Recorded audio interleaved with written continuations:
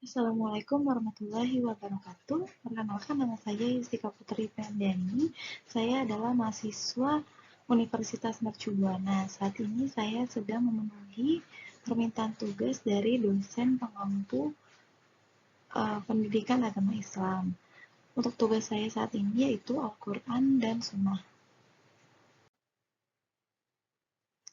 Al-Quran adalah kalam Allah Subhanahu wa Ta'ala yang diturunkan kepada Nabi Muhammad SAW melalui perantara malaikat Jibril kepada seluruh umat manusia untuk dijadikan pedoman dalam kehidupan di dunia dan akhirat. Di antara keistimewaan Al-Quran adalah bahwa lafaznya dan maknanya berasal dari Allah. Lafaz Al-Quran yang berbahasa Arab itulah yang diturunkan oleh Allah ke dalam hati Rasulullah. Dari keistimewaan ini, maka bercabanglah makna-makna yang diilhamkan Allah kepada Rasulnya, namun lafaznya tidak dia turunkan kepadanya, tetapi Rasul sendiri yang mengungkapkan dengan lafaznya terhadap sesuatu yang diilhamkan kepadanya. Tidaklah dianggap termasuk dari Al-Quran dan hukum-hukum Al-Quran tidak berlaku padanya. Yang kedua, menafsirkan sebuah surat atau ayat Al-Quran dengan lafaz Arab yang merupakan sinonim bagi lafaz-lafaz Al-Quran dan menunjukkan terhadap pengertian yang ditunjuki oleh lafaz-lafaz Al-Quran. Tidaklah dianggap Al-Quran meskipun penafsiran itu sesuai dengan dalal sesuatu yang ditafsiri, karena sebenarnya Al-Quran merupakan lafaz-lafaz yang berbahasa Arab yang khusus diturunkan dari sisi Allah. Yang ketiga, penerjemahan sebuah surat atau ayat ke dalam bahasa asing yang bukan bahasa Arab tidak dianggap sebagai Al-Quran. Yang selanjutnya, segi-segi kemukjizatan Al-Quran.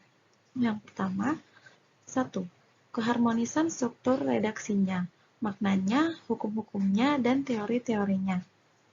Al-Quran terdiri dari 6.000 ayat yang diukamkan dengan struktur bahasa yang beraneka ragam dan gaya bahasa yang bermacam-macam, serta dengan beberapa pokok pembahasan yang pusparagam pula, yaitu i'tikadiyah, kulukiyah, dan tasyri'iyah.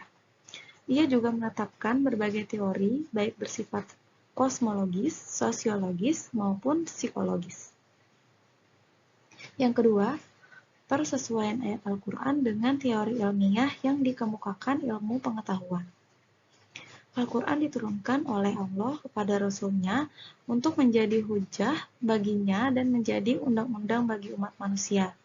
Jadi sebenarnya tujuan prinsipal bukanlah menetapkan teori-teori ilmiah dalam penciptaan langit dan bumi, penciptaan manusia, pergerakan bintang-bintang, dan benda-benda alam lainnya.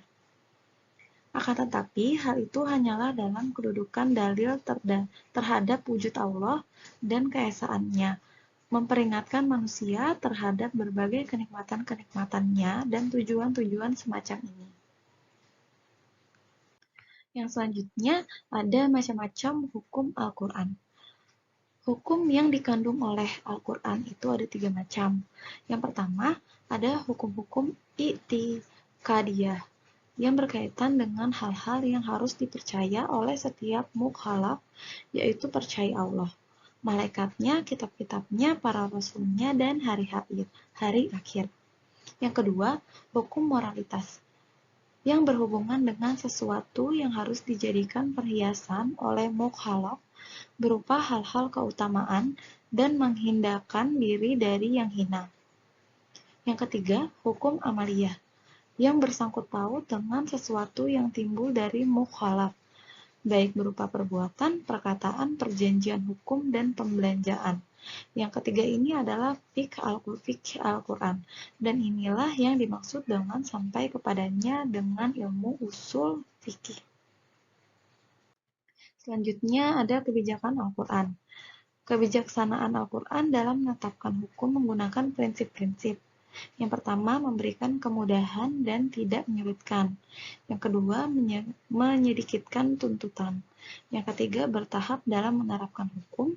Yang keempat, sejalan dengan kemaslahatan manusia. Yang selanjutnya, pokok pembahasannya adalah sunnah. As-sunnah menurut istilah syara adalah sesuatu yang datang dari Rasulullah, baik berupa perkataan, perbuatan, ataupun ketetapan. Yang pertama, sunnah kauliyah ialah hadis-hadis Rasulullah SAW yang beliau katakan dalam berbagai tujuan konteks. Yang kedua, sunnah firiyah ialah perbuatan-perbuatan Rasulullah SAW sebagaimana tindakannya menunaikan sholat 5 waktu dengan cara-caranya dan rukun-rukunnya. Perbuatannya melaksanakan manasik haji, putusannya dengan berdasarkan seorang saksi dan sumpah dari pihak pendakwa.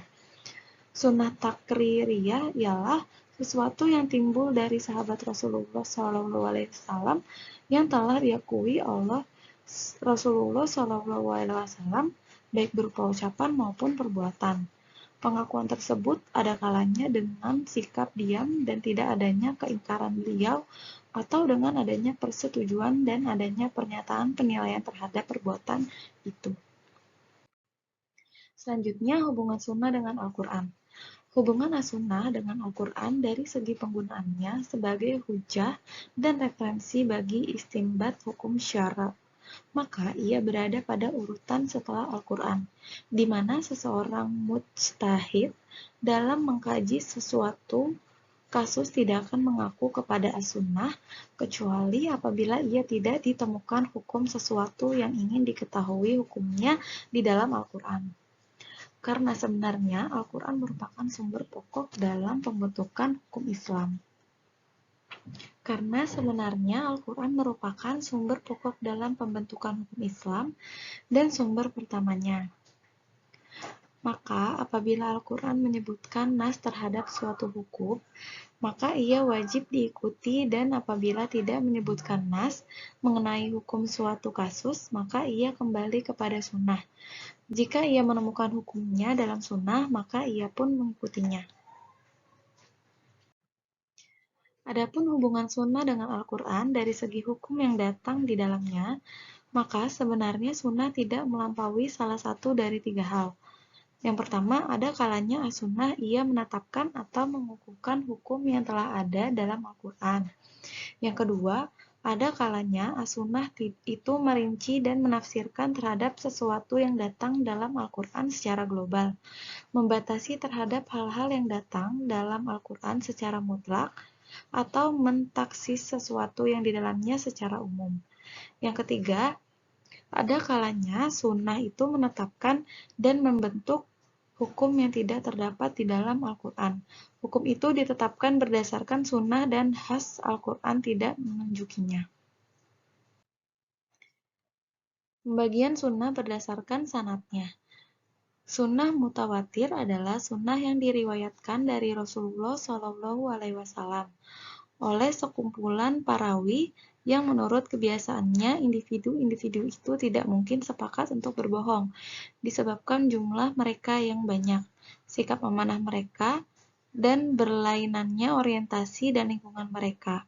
Kemudian dari kelompok perawi ini, sejumlah perawi yang sepadan dengan meriwayatkan sunnah itu, sehingga sunnah itu sampai kepada kita dengan sanad masing-masing, tingkatan daripada perawinya, yang merupakan sekumpulan orang yang tidak mungkin mengadakan kesepakatan untuk berdusta, mulai dari penerimaan sunnah dari Rasulullah sampai kepada kita. Selanjutnya, sunnah musyuroh adalah sunnah yang diriwayatkan dari Rasulullah SAW oleh seorang atau 2 orang atau 3 orang sahabatnya yang tidak mencapai jumlah tawatur. Kemudian dari perawi atau para perawi ini, sekumpulan orang yang mencapai tawatur meriwayatkan, kemudian sekelompok perawi yang sepadan dengannya yang meriwayatkan dari mereka, dan dari kelompok perawi ini sekelompok perawi. Yang ketiga, sunnah ahad adalah sunnah yang diriwayatkan dari Rasulullah SAW oleh perseorangan yang tidak mencapai jumlah kemutawatiran. Misalnya hadis itu diriwayatkan dari Rasulullah SAW. As-sunnah menjadi hujah bisa dijadikan sumber hukum karena Allah menyuruh untuk taat kepada Rasulullah. Rasulullah mempunyai wewenang untuk menjelaskan Al-Quran. ijma sahabat dan dibuktikan pula oleh hadis Mu'adz bin Jabal yang menerangkan urutan-urutan sumber hukum. Adapun sebabnya sunnah menjadi sumber hukum yang kedua adalah wurud Al-Quran kati seluruhnya, sedangkan As-Sunnah banyak yang wurudnya dani. As-Sunnah merupakan penjelasan terhadap Al-Quran, yang dijelaskan sudah barang tentu menempati tempat yang pertama, dan penjelasannya menempati tempat yang kedua. Seterusnya, urutan dasar hukum yang digunakan oleh para sahabat yang menempatkan As-Sunnah pada tempat yang kedua. Cukup sekian materi dari saya tentang Al-Quran dan Sunnah. Mohon maaf apabila ada kekurangan dalam penyampaian materi ini. Wabillahi taufiq wal hidayah. Wassalamualaikum warahmatullahi wabarakatuh.